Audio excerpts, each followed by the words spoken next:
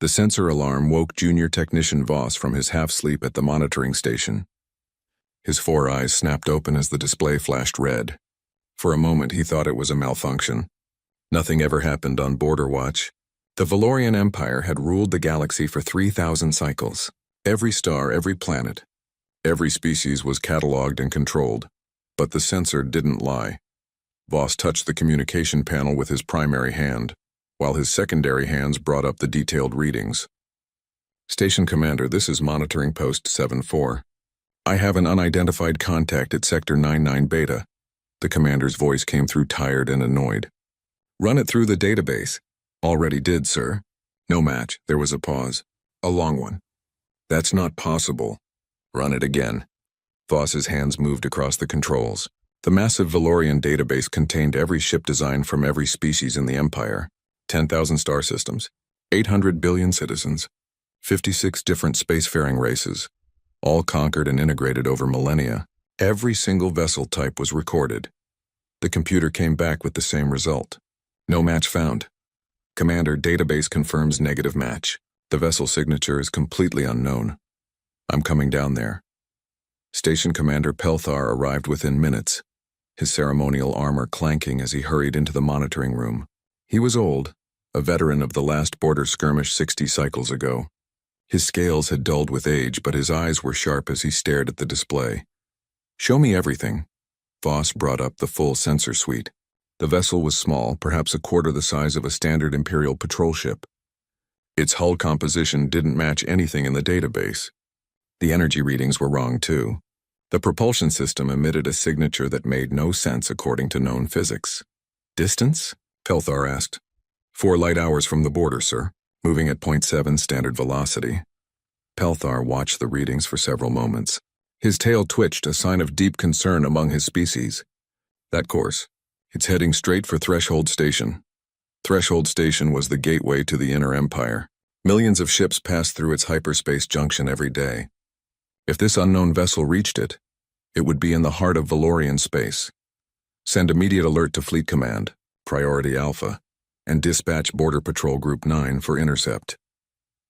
Voss's hands trembled slightly as he sent the messages. Priority Alpha hadn't been used in his lifetime. It meant potential threat to the Empire itself. Within the hour, Fleet Admiral Kethrax received the report aboard his flagship in orbit around the capital world. He stood before the holographic display in his command chamber, studying the data with growing unease. Kethrax had commanded the Imperial fleet for 20 cycles. He had fought pirates, suppressed rebellions, and maintained order across a quarter of the galaxy. He had never seen anything like this. Tactical analysis, he ordered. His chief tactical officer, a young female named Silvara, manipulated the hologram. The vessel is small, Admiral. Its weapons capability appears minimal, but its propulsion technology is advanced beyond our understanding. How advanced? The energy efficiency violates our theoretical models. By our calculations, a vessel that size shouldn't be able to sustain that velocity for more than a few hours. It's been maintaining speed for 18 hours now with no sign of power depletion. Kethrax's secondary hearts beat faster. In all his years, he had never encountered technology superior to the Valorian Empire's. The Empire had conquered every species it met. It stood alone at the peak of galactic civilization. Could it be a probe? He asked. An automated survey vessel from beyond our borders? Unknown, sir. We've sent 347 hailing signals across all known communication frequencies. No response. The Admiral's claws drummed against his armrest. Time until Border Patrol intercepts? 11 hours at maximum speed. Order them to maintain defensive formation. Weapons ready, but do not fire unless fired upon. I want that vessel captured intact if possible. Yes, Admiral. Kethrax turned to his science advisor, an elderly scholar named Velmara. She had served 3 fleet admirals before him, and her knowledge was vast. Your assessment? Velmara's feathers ruffled with thought. I have consulted the historical archives, Admiral. There have been 3 instances in Imperial history where unknown vessels were detected. All 3 were eventually identified as lost colony ships from known species. This is different. How so? Those vessels were primitive. Sublight technology. Desperate refugees seeking new homes. This vessel is sophisticated. It uses propulsion technology we cannot explain. And most concerning of all, she paused. It appeared exactly at the edge of our sensor range, as if it knew where that range ended. The implication hung in the air. This wasn't a random encounter. Someone had been studying the Empire's borders. Could it be a species we haven't encountered yet? Silvara asked. The Empire spans 50,000 light-years, Velmara said quietly. We have explored every region within that sphere. There are no unknown spacefaring species. There cannot be. But there was, and it was heading straight for the heart of the Empire. Border Patrol Group 9 consisted of 12 warships, each bristling with weapons. Captain Rethmal commanded the lead vessel. He had served in the fleet for 35 cycles and had never seen combat. Border Patrol was usually boring duty, escorting merchant ships and checking identification codes. Now his sensor screen showed something impossible. Captain, the vessel has detected our approach, his sensor officer reported. Is it slowing? No, sir. It's turning. The unknown vessel changed course with impossible precision. No vessel that small should be able to maneuver so quickly. It took the patrol ship several minutes to adjust their formation. All ships match its trajectory. Prepare tractor beams. The patrol group moved to surround the vessel, 12 ships against 1. The tractor beams activated. Invisible fields of force designed to grab and hold any ship. The vessel simply moved through them. Tractor beams have no effect, Captain, the tactical officer shouted. The hull is rejecting the force field somehow. Fire warning shots across its path. Pulse cannons fired, bright streaks of energy that lit up the darkness of space. They passed ahead of the vessel, a clear message to stop. The vessel didn't slow. Instead, it accelerated. Sir, it's moving at 2.5 standard velocity now. That's not possible. Our ships can't match that speed. Rethmal watched helplessly as the unknown vessel pulled away from his entire patrol group. Within minutes, it was out of range. Fleet Command, this is Border Patrol 9. Target has evaded interception. Pursuing, but we cannot match its velocity. The response came from Admiral Kethrax himself. Understood, Captain. Maintain pursuit. I'm dispatching the 7th Fleet to establish a blockade at Threshold Station. Rethmal looked at his display. The vessel was a small dot now, pulling further away with every second. Whoever was piloting that ship had technology the Empire couldn't match, and they were heading straight for the most important station in Imperial space. Back on the flagship, Admiral Kethrax stood before the High Council's holographic projection. The 7 council members looked down at him from their towering images, their faces grave. Admiral, explain how a single unknown vessel has penetrated our borders and evaded our patrol ships, Council Leader Mordax demanded. The vessel possesses technology superior to our own, Counselor. Its propulsion system alone exceeds our theoretical capabilities by a factor of 3. That is impossible. The Valorian Empire is the pinnacle of galactic civilization. Yes, Counselor, that is what we believed. The council members looked at each other. 3,000 cycles of unchallenged dominance had made them comfortable. Now that comfort was cracking. What do you recommend, Admiral? Another counselor asked. Kethrax took a breath. We prepare for first contact with a species that may be our equal. Or our superior. The words felt like poison in his mouth, but they were true. Somewhere in the darkness of space, the small vessel continued its journey, silent and unstoppable. And inside it, 3 humans sat calmly, watching the Empire scramble to respond to something they had never imagined. A visitor from outside their carefully controlled galaxy. The emergency session of the High Council had been going for 6 hours.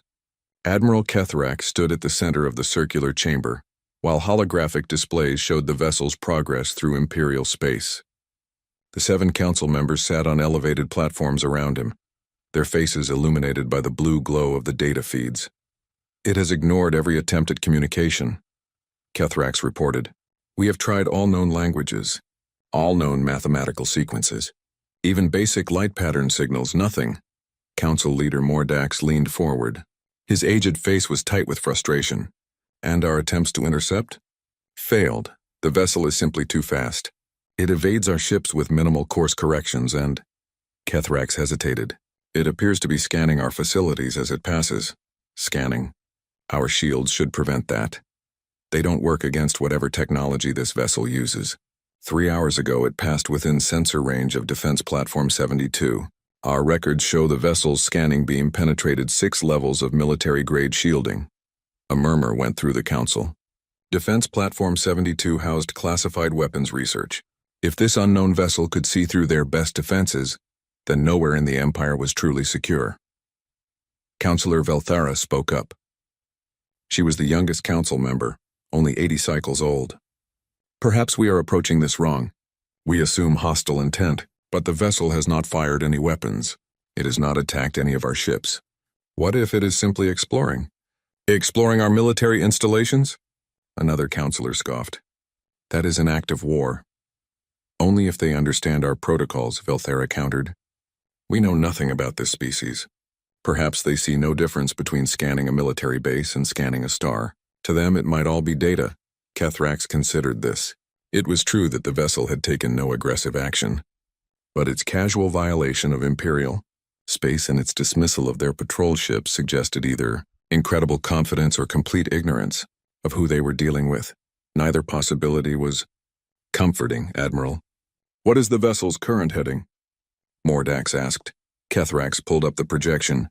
It changed course 2 hours ago. It's now moving toward Threshold Gate. The chamber fell silent. Threshold Gate was the single most important location in the Inner Empire. It was a massive hyperspace junction, a natural phenomenon that allowed ships to jump between distant parts of Imperial space in hours rather than weeks. 15 billion people lived in the systems connected to that gate. 70% of Imperial trade flowed through it. If that vessel reached the gate, it would have access to the heart of the Empire. Assemble the 7th Fleet at the gate, Mordax ordered. 300 ships, Dreadnought-class vessels. We will present a show of force that cannot be ignored. And if it ignores it anyway? Velthara asked quietly. No one had an answer.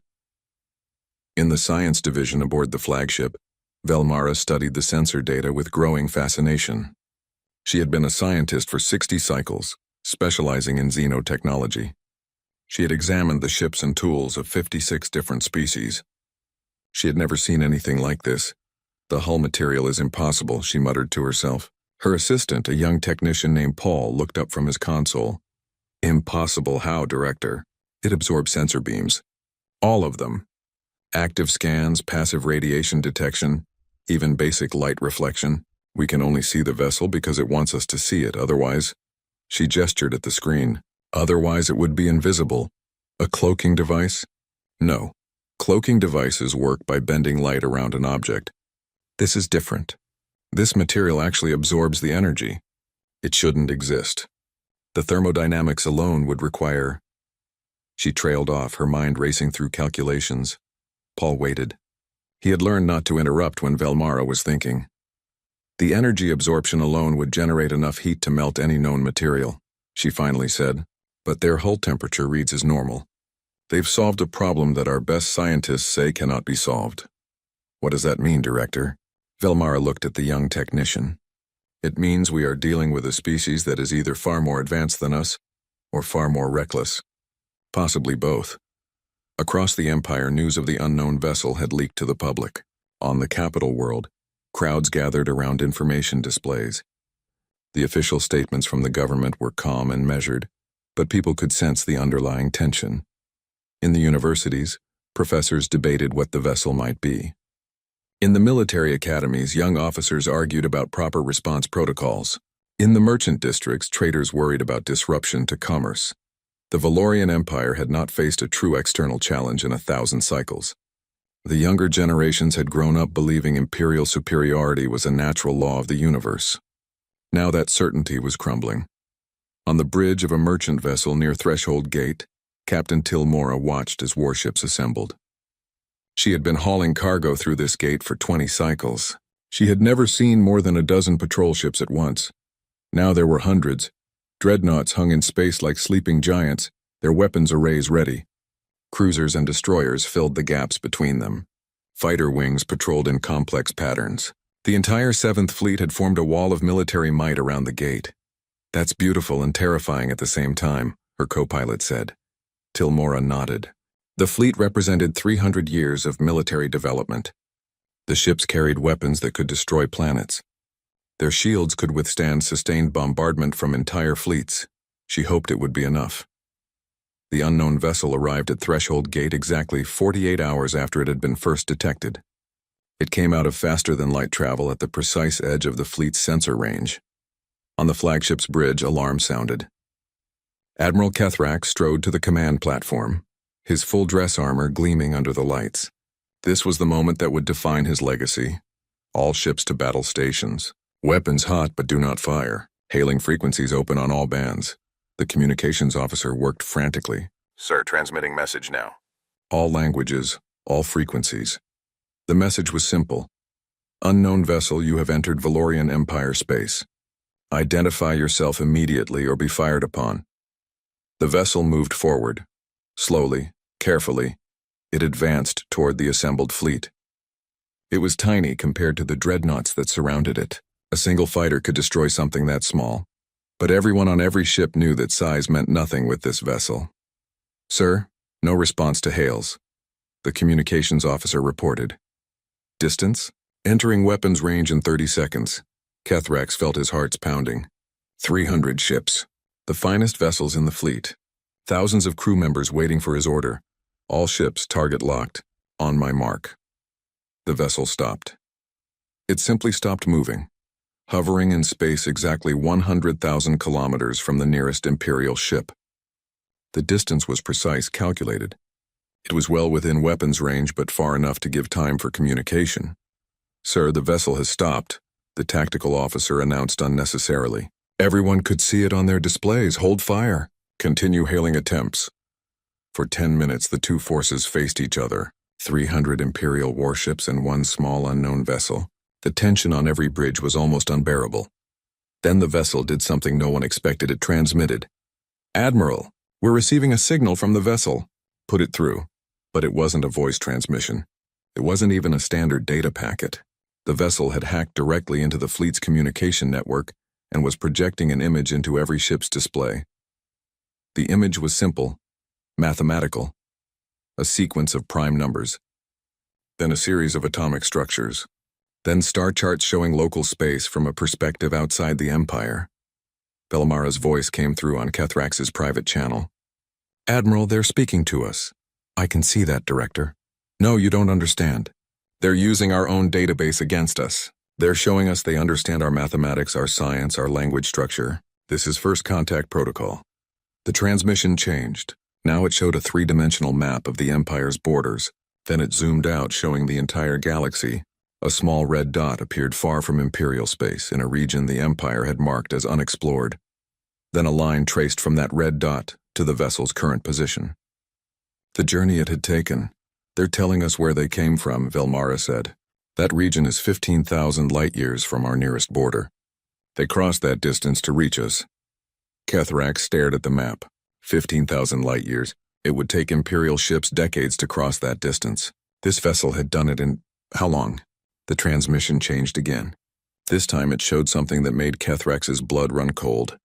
It was a recording, a visual record, and it showed scenes from inside Imperial space. Military installations, government buildings, research stations, places that should have been secure, hidden, protected. The vessel had been watching them for weeks. They've been studying us, Silvara whispered, learning about us, and we never knew they were there. The transmission ended. The vessel simply hung in space waiting. Kethrax realized that everything had changed. This wasn't an invasion. It wasn't a threat in the traditional sense. This was something far more complex. The boarding shuttle carried 12 beings.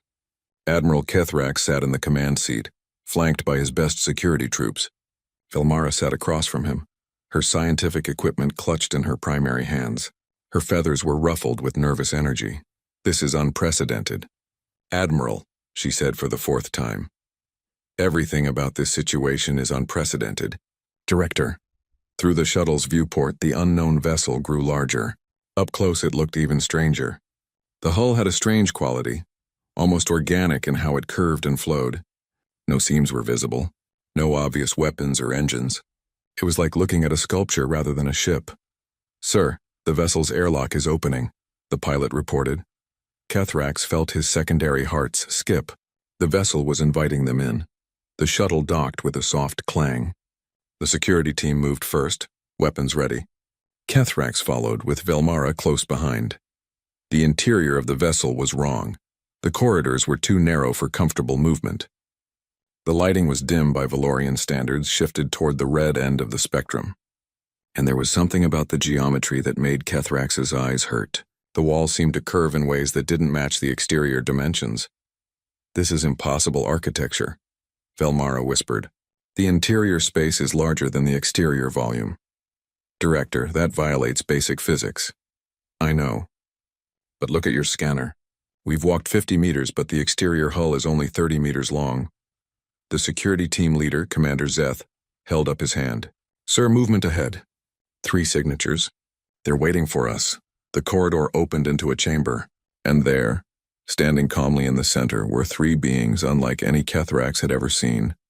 They were bipedal, but that was where the similarity to known species ended.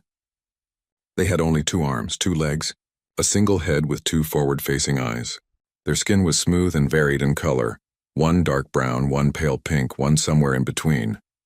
They wore simple clothing in blue and gray, but what struck Kethrax most was their posture. They stood relaxed, almost casual. No defensive stance, no visible weapons. They looked at the heavily armed Valorian security team with what could only be described as curiosity. One of them, the female with brown skin, stepped forward. She raised one hand, palm out, in what Kethrax recognized as a universal gesture of peace. Then she spoke. In perfect Valorian, "Welcome aboard the CSS Wanderer. I am Captain Sarah Chen of the Human Exploration Corps. These are my crew members, Dr. James Okonkwo and Lieutenant Yuki Tanaka. We've been hoping to meet you." The Valorian stood in stunned silence. The being, the human, had spoken their language flawlessly. Every tonal inflection was correct. Every grammatical structure was perfect. "How?" Kethrax began. "We've been listening to your communication broadcasts for the past 72 hours, Captain Chen said. She smiled, showing white teeth. "Your language is quite logical once you understand the underlying structure. We had AI assistance, of course, but the basics were straightforward." Velmara stepped forward, her scientific curiosity overcoming her caution. "You learned our language in 3 days?" "Approximately," the human called Dr. Okonkwo said. He was tall, with dark skin and kind eyes. "We've had practice with rapid language acquisition.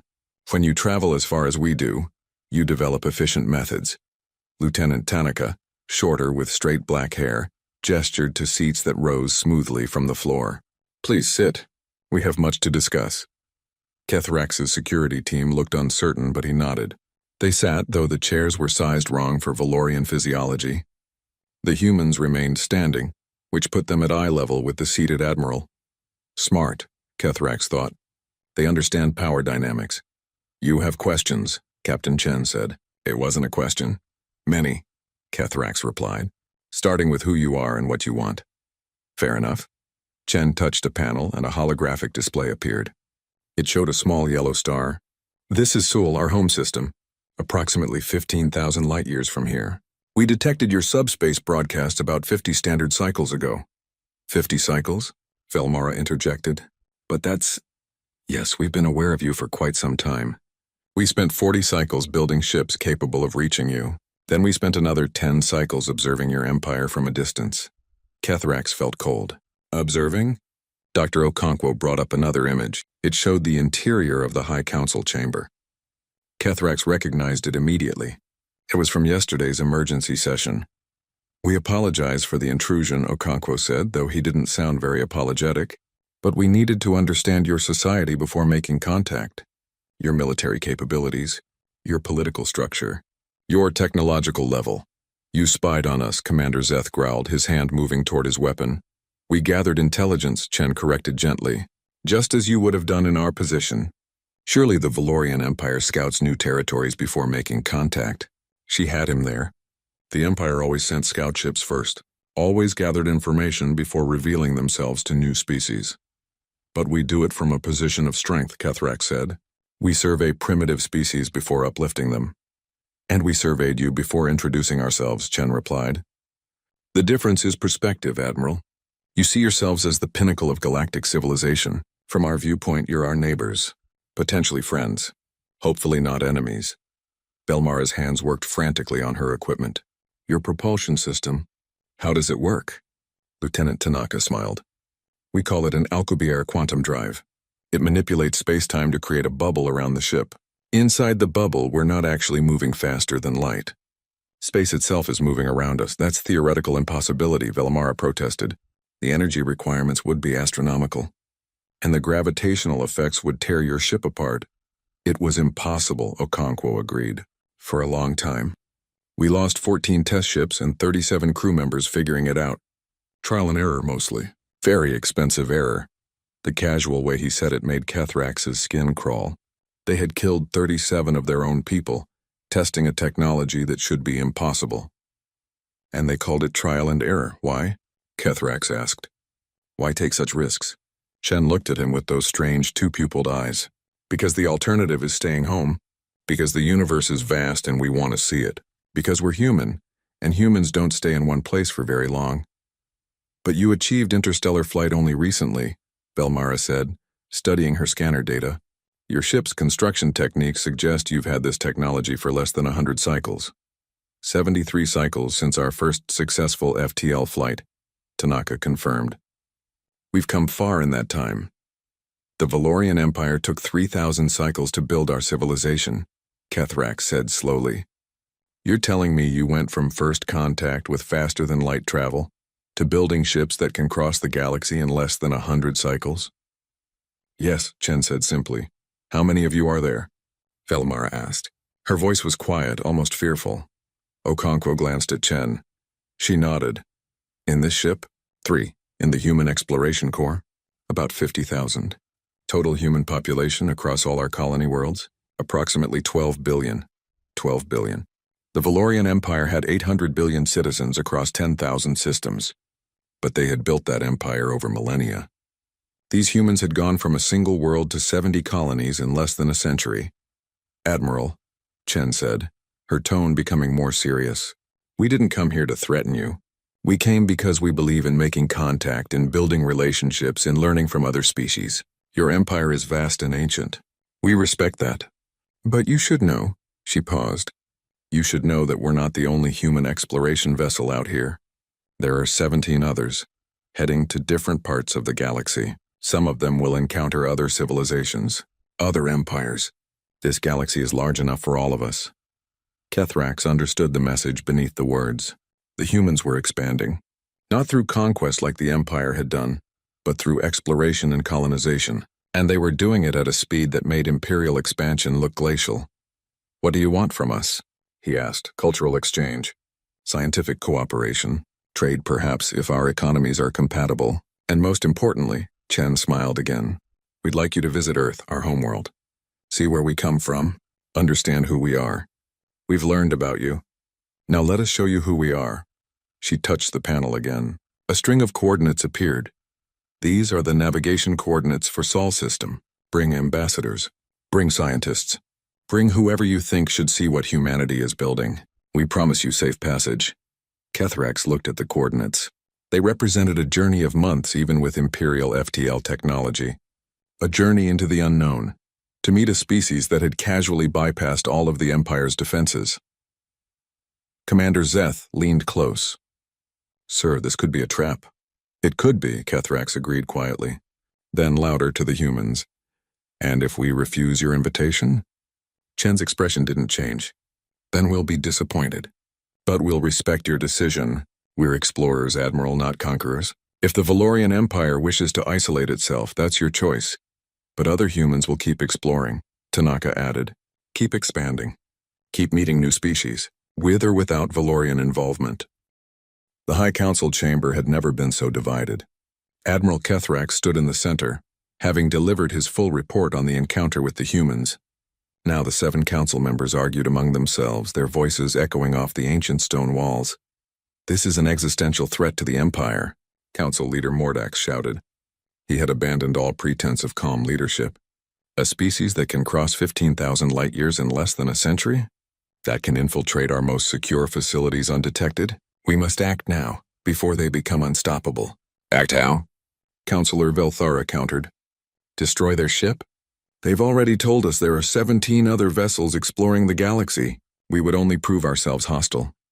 Then we find their homeworld and neutralize the threat at its source, General Cormac said. He was the military liaison to the Council, a scarred veteran of countless campaigns, a preemptive strike while they're still vulnerable. Velmara, attending the Council as scientific advisor, stepped forward. With respect, General, they may not be vulnerable.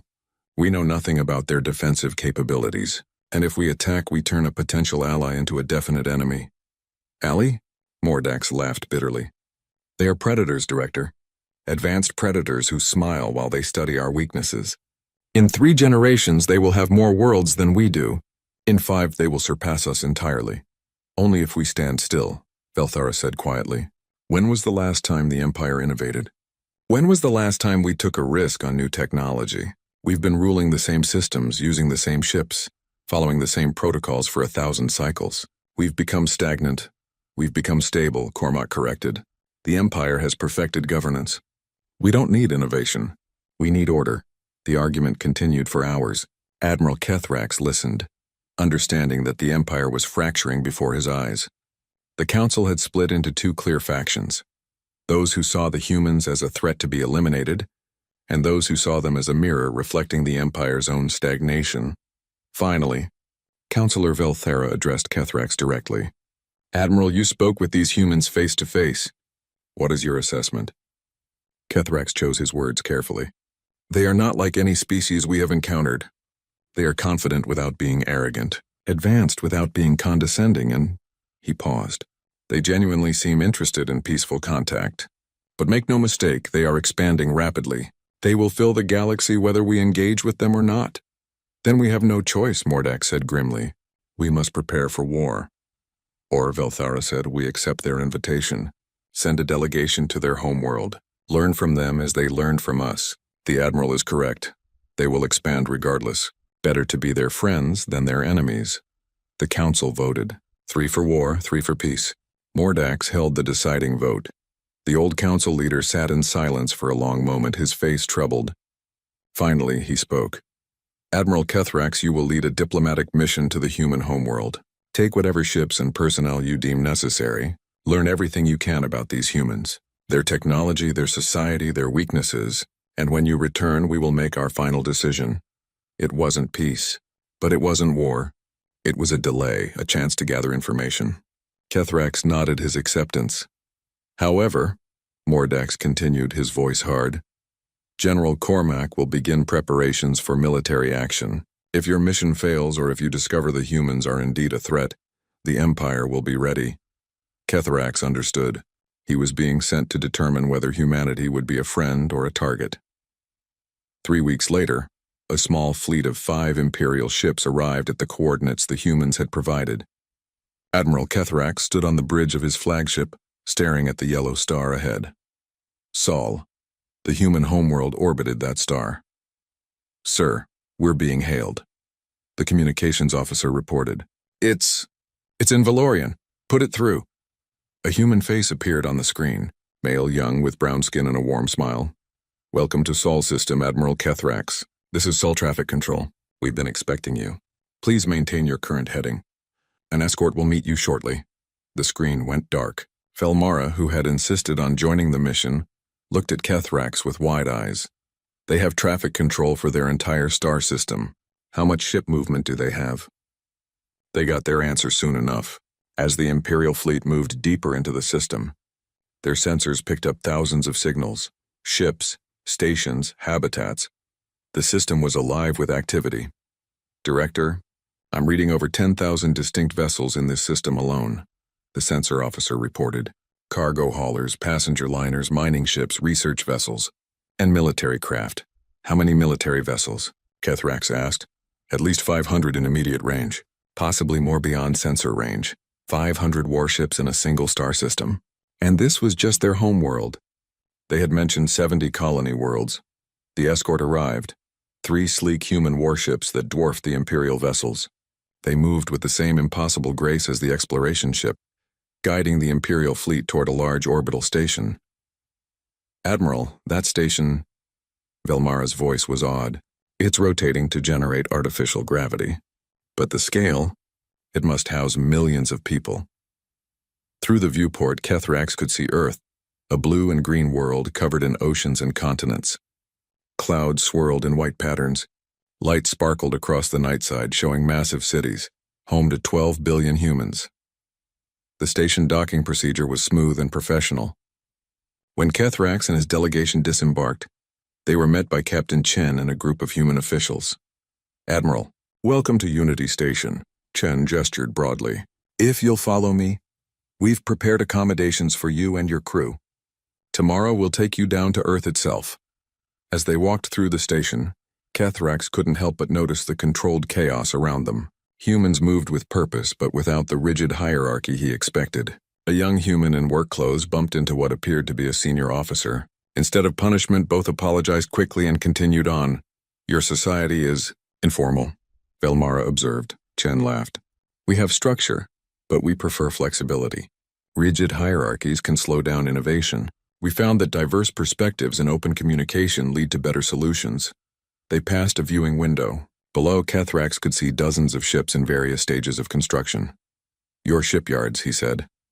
"One of 12 in this system alone," Chen confirmed. "We build approximately 50 new vessels every standard cycle. Exploration ships mostly, but also colony transports and defense platforms. 50 ships per cycle. The Empire built perhaps 20 across all its shipyards." Over the next week, Kethrax and his team were given unprecedented access to human society. They visited Earth's surface, seeing massive cities where millions lived in apparent harmony. They toured research facilities where humans experimented with technologies the Empire had deemed too dangerous. They observed schools where young humans learned not just facts, but how to question, how to challenge, how to innovate. What disturbed Kethrax most was the chaos. Human society had dozens of governments, hundreds of corporations competing for resources, thousands of independent research groups pursuing different goals. There was argument, debate, even conflict, but somehow it worked. "I don't understand," he confessed to Dr. Okonkwo during a tour of a university. "Your society is fractured. Everyone pursuing their own goals. How do you maintain order?" Okonkwo smiled. "We don't maintain order the way you do, Admiral. We maintain balance. Yes, we compete. Yes, we argue. But competition drives innovation. Argument leads to better solutions. Our chaos is controlled chaos. It pushes us forward. But at what cost? We've seen your memorial walls. Thousands of names. People who died in experimental accidents, failed colonies, exploration disasters." "Yes," Okonkwo said softly. "We remember them. Every single one. They took risks so that humanity could grow. We honor their sacrifice by continuing to push boundaries." Kethrax thought of the 37 crew members who died testing FTL drives. The Empire would have stopped after the first failure, deemed it too dangerous. But humans had continued, learning from each disaster until they succeeded. On his last day on Earth, Kethrax met with the Human Diplomatic Council. Unlike the Imperial High Council, this group was elected from different nations and rotated regularly. They were young, energetic, argumentative. "Admiral," one of them said, "we hope this visit has shown you that humanity means the Valorian Empire no harm. We want to be neighbors, partners, friends. We want to learn from your long history," another added. 3,000 cycles of governance. You must have wisdom we lack, and perhaps we can share our more recent innovations in return. It was a diplomatic way of saying, "You're old and wise, we're young and fast. Let's help each other." "What happens if the Empire refuses cooperation?" Kethrax asked. The council members looked at each other. Finally one spoke. "Then we'll respect your boundaries. We won't enter Imperial space without permission." "But Admiral, we won't stop expanding." "There are 400 billion stars in this galaxy, plenty of room for both of our civilizations. We just prefer to explore together, rather than separately." That night, Kethrax stood on a balcony overlooking Earth's largest city. Admiral Kethrax's fleet returned to Imperial space to find it on the brink of civil war. The war faction, led by General Cormac, had spent the weeks gathering support. Nearly half the Imperial fleet had declared loyalty to their cause. They believed the humans must be destroyed before they became unstoppable. The peace faction, smaller but vocal, wanted cooperation and cultural exchange. They saw the humans as an opportunity, not a threat. Kethrax's report to the High Council was scheduled for the following day. But that night, everything changed. The attack came without warning. 12 Imperial warships, all loyal to Cormac, broke formation and jumped to hyperspace. Their destination, Sol system. Their mission: destroy the human homeworld before the Council could vote for peace. Kethrax was awakened by emergency alarms. He rushed to the command center to find chaos. Counselor Velthera was already there, her face pale. "They've gone rogue," she said. "Cormac sent them 2 hours ago. They'll reach Sol in 6 hours. Contact the humans. Warn them." "We're trying, but, Admiral," the communications officer interrupted. "We're receiving a transmission from Sol system. It's Captain Chen." Chen's face appeared on screen. She looked calm, but Kethrax could see the tension in her eyes. "Admiral, we've detected 12 Imperial warships approaching our system at attack velocity. Is this an official act of war? Or do you have ships acting without authorization?" "Captain, those ships are rogue elements. They do not represent the Empire's official position. I am working to recall them." "Understood, Admiral. You should know that we've been monitoring Imperial communications. We're aware of your internal political situation. We know about the war faction." Of course they did. The humans had been intercepting Imperial transmissions from the beginning. "Captain, my fleet will pursue the attackers. We'll do everything we can to stop them before they reach you." Chen smiled slightly. "We appreciate that, Admiral. But you should also know, we're not defenseless. The transmission ended." Kethrax ordered his flagship and 20 loyal vessels to pursue at maximum speed. But even as they raced toward Sol, he knew they would arrive too late. The rogue Imperial ships dropped out of hyperspace at the edge of Sol system. Commander Zathrek commanded the strike force from his dreadnought. His orders were clear: destroy the human homeworld's orbital facilities, cripple their shipyards, eliminate their military capability. All ships, weapons hot, target the largest orbital platforms. "On my mark, and sir," his sensor officer shouted. "Multiple contacts. Hundreds of them." The display lit up with ship signatures. Human warships were converging from all directions, not just the 500 they had detected before. Thousands. They had been hidden, waiting, scattered throughout the system in stealth mode. "How did we not see them?" Zathrek demanded. "Their stealth technology, sir. They were running silent. They only activated when we arrived." Zathrek realized the trap. The humans had known. Somehow they had known the attack was coming and had prepared. A transmission came through. It was Captain Chen, but now she wore a military uniform, not the casual explorer's outfit. "Commander Zathrek of the Imperial Navy. You have entered Sol's system with hostile intent. We're giving you one chance to stand down, power down your weapons, and accept escort back to Imperial space." Zathrek laughed. "You think you can threaten us? We are the Valorian Empire. We have conquered 56 species. And we're number 57 if you keep making bad decisions," Chen replied. Her voice was ice.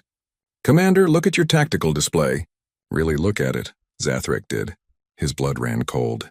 The human ships had formed a perfect sphere around his strike force. Every angle was covered. Every escape route was blocked. And the weapon signatures his sensors were picking up were far more advanced than expected. "Last chance, Commander. Stand down." Pride and training warred with survival instinct. Zathrek had been a warrior his entire life. He had never retreated, but he was also smart enough to recognize a losing battle. "All ships, stand down. Power down weapon systems." Within minutes, human ships had surrounded each Imperial vessel. Tractor beams locked on, not to destroy but to contain. It was a flawlessly executed capture operation. Chen's face reappeared on screen. "Good choice, Commander. Your crew will be treated well. We'll hold you here until Admiral Kethrax arrives." Kethrax's fleet arrived 3 hours later. He immediately contacted Chen. "Captain, I apologize for this attack. These ships acted without authorization." "We know, Admiral. We've been monitoring your communications, remember?